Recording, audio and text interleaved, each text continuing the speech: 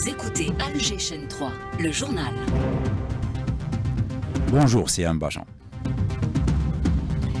Ali, bonjour à tous. Au sommaire, l'équipe féminine de football remporte la Coupe d'Algérie et reçoit les félicitations du président de la République.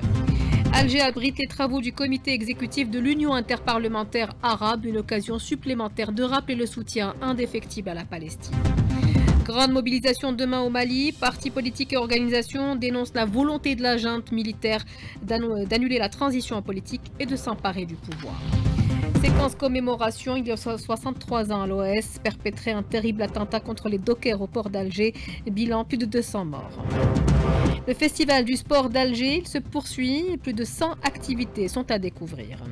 Le championnat arabe d'athlétisme se poursuit également à Oran. Nouvelle médaille d'argent ce matin pour l'Algérie, qui est première au tableau avec 29 médailles au total.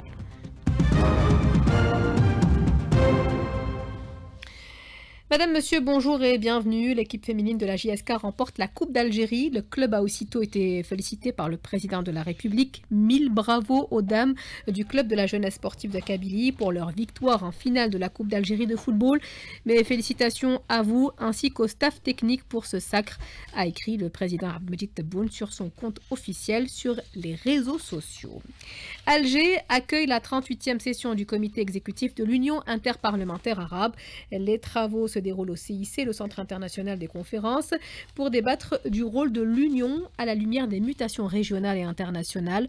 Le bureau exécutif a tenu ce matin sa session préparatoire pour élaborer l'ordre du jour de la conférence. Lies Terghini. Une opportunité pour discuter des questions stratégiques touchant la nation arabe dans un contexte de mutations régionales et internationales et des grands défis auxquels la région fait face, notamment les développements stratégiques de la cause palestinienne. En prélude à l'ouverture officielle de la conférence, le bureau exécutif a tenu une réunion préparatoire. Ibrahim Bourali, président de l'Assemblée populaire nationale.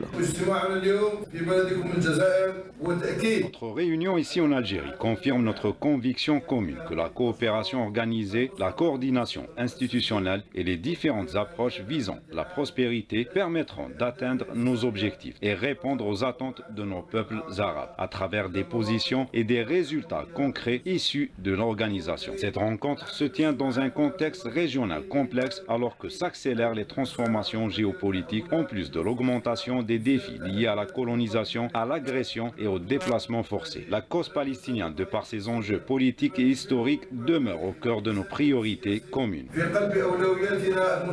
La conférence vise donc à adopter des résolutions à la hauteur des responsabilités historiques assumées par les parlements des pays arabes. À propos de tensions, grande mobilisation demain au Mali. Partis politiques et organisations dénoncent la volonté de la junte militaire de s'emparer du pouvoir en annulant simplement la transition politique. Karima Hasnaoui. La junte militaire au pouvoir au Mali a annoncé hier soir l'abrogation de la charte des partis politiques qui régit leur fonctionnement et le durcissement des règles gérant leur création. Autrement dit, la fin du multipartisme à travers l'éventuelle dissolution des partis. Cela implique, selon les experts, un mandat présidentiel renouvelable à vie pour le putschiste Assimi Goïta et la fin de la démocratie au Mali. La dissolution des partis est synonyme d'annulation des élections générales pour lesquelles s'était pourtant engagé Assimi Goïta dans le cadre d'une transition politique. Il faut savoir que le putschiste Goïta a procédé au cours des derniers jours à la rélecture de la Constitution, une semaine après la tenue d'une conférence de presse le 26 avril par une centaine de partis pour accuser et dénoncer publiquement la volonté de la junte de dissoudre les formations politiques. Aujourd'hui, et en réaction à cette décision unilatérale, la coalition de l'opposition organise un rassemblement exceptionnel à Bamako, jamais tenu depuis 2020 et la prise de pouvoir par le putschiste Goïta et de sa junte, alors que des représentants des médias organisent des veillées le dimanche pour défendre la liberté de la presse et les acquis démocratiques menacés au Mali. L'Algérie et le Ghana réaffirment leur attachement au principe des solutions africaines pour les conflits africains. Les deux pays ont également appelé à prioriser le dialogue pour le règlement des conflits, tout en faisant part de leur inquiétude concernant la situation qui prévaut au Sahel. C'est ce qui ressort du communiqué conjoint qui a sanctionné la visite du ministre des Affaires étrangères en Algérie. Le califat général de la Tariqa Tidjaniya, Sid Ali Bellorabi, en visite d'amitié et de fraternité hier au Burkina Faso. Il a été chaleureusement accueilli à son arrivée. Et lui, la délégation qui l'accompagne, une visite qui vise à raffermir les liens ancestraux entre les deux peuples et les deux pays. Je vous propose de l'écouter. Nous vous remercions chaleureusement pour l'accueil. Cela s'inscrit dans une rencontre entre deux peuples musulmans et je remercie encore une fois les frères qui nous ont reçus en ce jour béni. À Gaza, les opérations humanitaires sont au bord de l'effondrement total, met en garde ce vendredi le Comité international de la Croix-Rouge, le CICR. Depuis le 2 mars, aucune aide humanitaire n'est autorisée à entrer dans l'enclave où vivent 2,4 millions de personnes. Depuis l'instauration du blocus, l'ONU ne cesse de dénoncer la catastrophe humanitaire et sanitaire ainsi que le risque de famine. Aujourd'hui, c'est le 5e et dernier jour des audiences publiques à la CIJ où 40 États et 3 organisations multilatérales se tiennent aux côtés de l'Afrique du Sud et de l'Algérie pour débattre de la question humanitaire et exiger la fin du blocus. Que peut-on retenir pour l'instant de ces audiences? Élément de réponse avec Maître Olfa Ouled, avocate française spécialisée en droit international. Elle est contactée par Kalima Hasnaoui.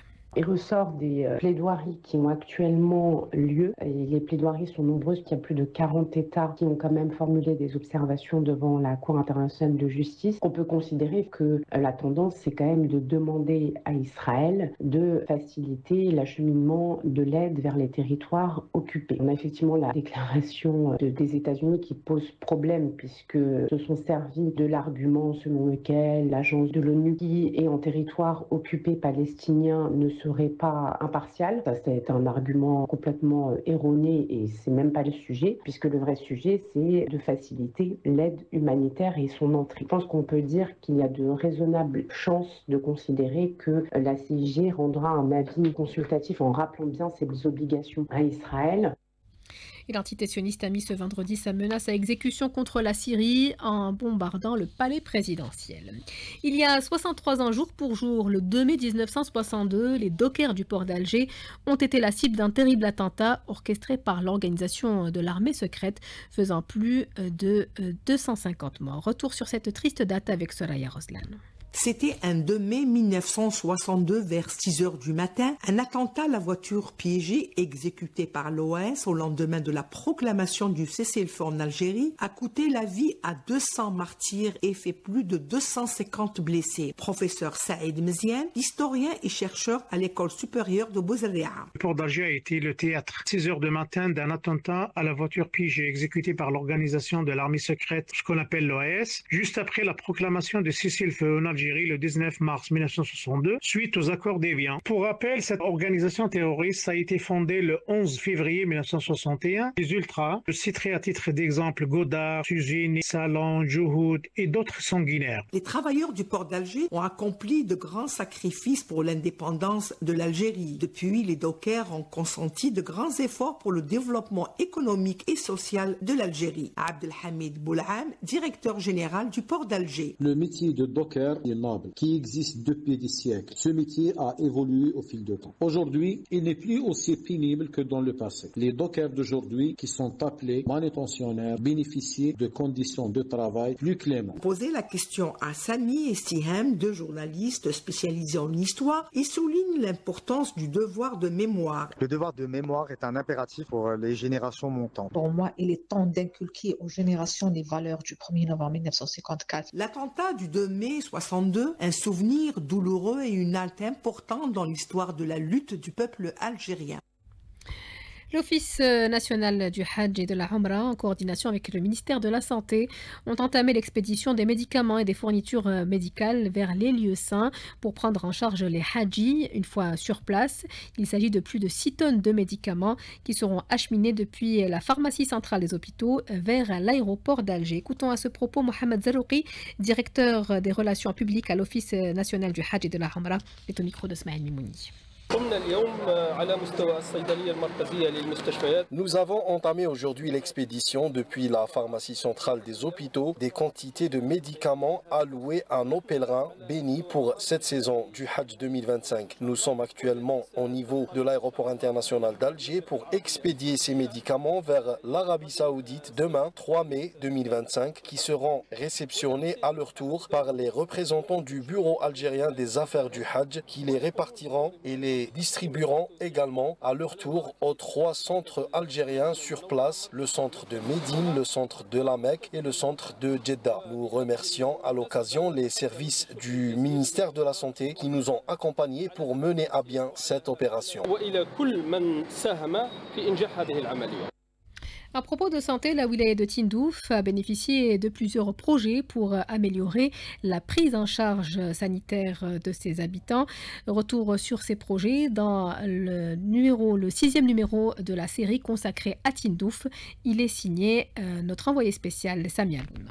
Avec plusieurs structures de santé en cours de construction ou de modernisation, la wilaya de Tindouf œuvre à renforcer ses infrastructures sanitaires afin d'améliorer la qualité des soins offerts aux patients. Mostafa Dahou, wali de Tindouf. Le secteur de la santé a bénéficié de projets importants tels que le projet de l'hôpital 120 lits de Tindouf, l'hôpital de 60 lits Mera Enfant Tindouf, l'hôpital 24 lits hémodialyse à Tindouf et un hôpital de 60 lits à Oumles. Afin de soutenir le développement du secteur de la santé dans la wilaya de Tindouf, une enveloppe financière conséquente a été allouée pour accélérer la réalisation de plusieurs projets structurants. Selma Zrark, directeur de la santé et de la population par intérim de la wilaya de Tindouf. Le président de la République, lors de sa visite dans la wilaya de Tindouf, a consacré une enveloppe financière relative au budget d'équipement dans le cadre du programme complémentaire pour la wilaya de Tindouf, environ 9 milliards de dinars lors de la première phase. Cette opération a été réévaluée pour atteindre environ 2 milliards 900 millions de dinars algériens supplémentaires afin de finaliser les projets dans le secteur de la santé. Cela concerne notamment l'hôpital de 120 lits, le service de néphrologie pour la dialyse rénale, 60 logements de fonction destinés aux médecins, ainsi qu'un hôpital de 60 lits dans la commune d'Oum El Assel, qui a également été inscrit dans le programme complémentaire du président de la République. La wilaya de Tindouf se dote progressivement d'un système de santé plus moderne, plus accessible et mieux adapté aux besoins des citoyens. Cette dynamique ouvre la voie à une amélioration durable de la qualité de vie en plaçant la santé publique au cœur des priorités locales. Tizi Ouzou s'apprête à accueillir le premier salon national de l'élevage et des productions laitières. La production annuelle de lait réalisée à Tizi Ouzou a atteint des records. Elle est de l'ordre de 75 millions de litres par an. Mohamed Haouchin. Connue pour sa grande vocation de production laitière, la wilaya de Tizi Ouzou s'apprête à organiser la semaine prochaine, soit du 6 au 10 mai, son premier salon national de l'élevage et des productions laitières qui verra la participation de près de 120 éleveurs et producteurs de lait et de produits dérivés originaires de plusieurs régions du pays, tout cela pour booster davantage cette filière qui ne cesse d'enregistrer des résultats exceptionnels, comme le confirme Hamid Saïdani, président de la Chambre d'agriculture de la wilaya de Tizi Ouzou. Alhamdoulilah, la wilaya de Tizi Ouzou, elle fait partie des wilayas qui sont productrices de lait, donc pourquoi ne pas faire un événement de cette envergure, sachant que nous sommes partis sur un événement régional, mais on s'est retrouvé avec un événement qui sera national, même international. Vous avez parlé d'une production laitière de la wilaya de Tizi Ouzou, 75 millions de litres par an.